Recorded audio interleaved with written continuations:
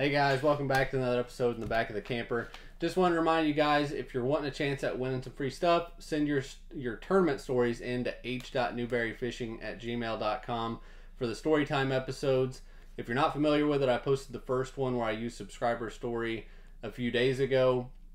It's just episodes that I put out where I use the subscriber stories that were sent in. If I use your story, then I'll send you for some free stuff.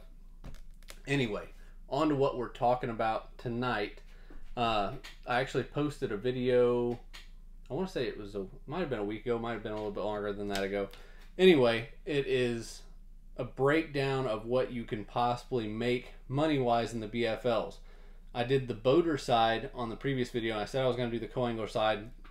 Ended up, I like comparing the two.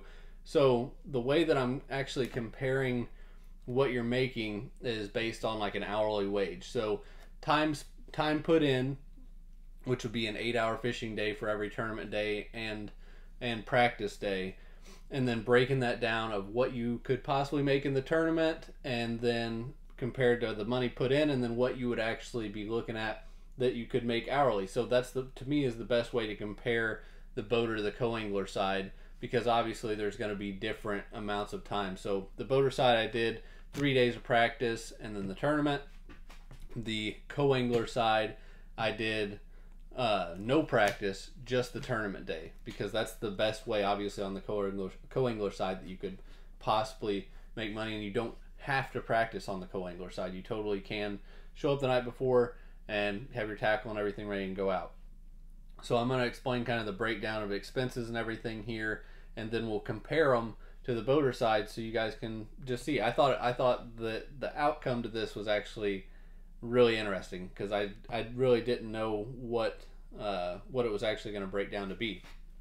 So we're going to go in here on the co-angler side, pretty much what you can look at it maybe costing to fish a BFL, which these are all, if you haven't seen my other video, these are all the lowest numbers you're ever going to see. And obviously some people will disagree with me on some of them, but this is just my experience fishing these different tournaments. To me, these are generally, as a rule of thumb, going to be low numbers. You can always go way higher than this. So anyway, we'll explain that as we go through, but obviously this number isn't going to change. $110 entry fee. Tackle, I actually did $100 for tackle. The reason why I did that is because if you fished hardly any of these tournaments, if you're you can expect to already have a bunch of tackle. That's not what we're basing this off of. Obviously, with rods and everything like that, you've got way more than that in tackle generally. But I'm talking about per tournament. People do this all the time. You're going to a new lake, or you're going to fish a new tournament, or whatever, and you got to run and pick up this spinnerbait, this jig, this chatterbait and stuff. Very easy to spend $100. So like I said, this is low end. If you look at what you spend at these things, $100 is great. Campsite, $30. You're never gonna make very much money in these things going to hotels. I use campsites. Again, that's like the lowest number. One night in a campsite. You show up, fish the tournament, go home the next day. So I'm leaving that at $30 for the campsite. Let's look. And I added, somebody asked me about this actually on my last one. I'm putting in $10 for food. Why am I putting in $10 for food? Because generally people will have like a meal where they eat out going to these things, that they're going to spend more than they would if they were sitting at home. So I factor food into it, because even if you just bring your food that you bought at home with you, if you're camping, doing anything like that, going out on the boat, you're going to end up spending money on ice every day. You're going to have to buy it elsewhere or buy more food here and there. So I do $10 for food, just because it is an expense that is generally going to be higher on the road. Truck gas. So I did $40 for the tournament. So that says that like you're fairly close to where the tournament's going to be. This is just the gas that you're going to spend to get to and from. Some people might live like right by the takeoff for a tournament. Then you'll spend a little bit less than that. There's a lot of people that spend way more than $40 to get to and from their tournament. So I just use 40. So that comes out to $340 total for the tournament.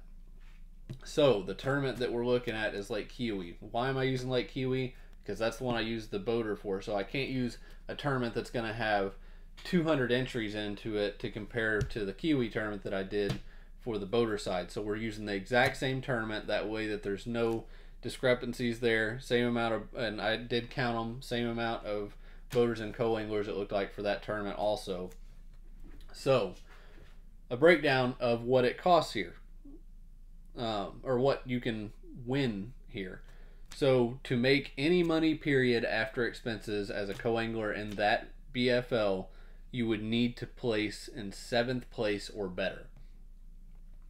Very similar to the boater side, almost exact down to the place as the boater side. The boater side, actually, you had to place in the top 8. So that's not where it finishes here, because it's actually a little bit different. But I'm going to go through this with you guys, because per hour spent in the tournament as a co-angler, the hours of fishing that you're actually going to be doing are we're calling it 8 hours on the tournament day. The boater was actually spread out. If you went and practiced for a few days before the tournament, sorry, there's a fly flying around here. If you went and practiced for a few days before the tournament, then you're working more time than the co-angler side. So the hourly wage actually breaks down differently. So what we're going to get into here is that aspect of it. So 8th place on the boater side would pay $1.05 an hour. 7th place on the co-angler side would pay 50 cents an hour, which is $3.11 on the boater side.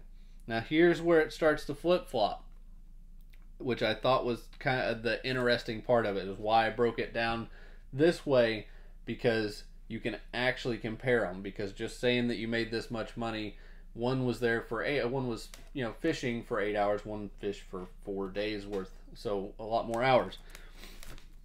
We're gonna kind of jump up through here. 6th place, $5.14 on the boater side. 6th place, $4.75 an hour on the boater side. 5th place was making $14 an hour on the boater side, and on the co-angler side $1.12 an hour. And then 4th place is $17.32 on the boater side. And then here's where it flip-flops. At 4th place, the co-angler is actually making more an hour.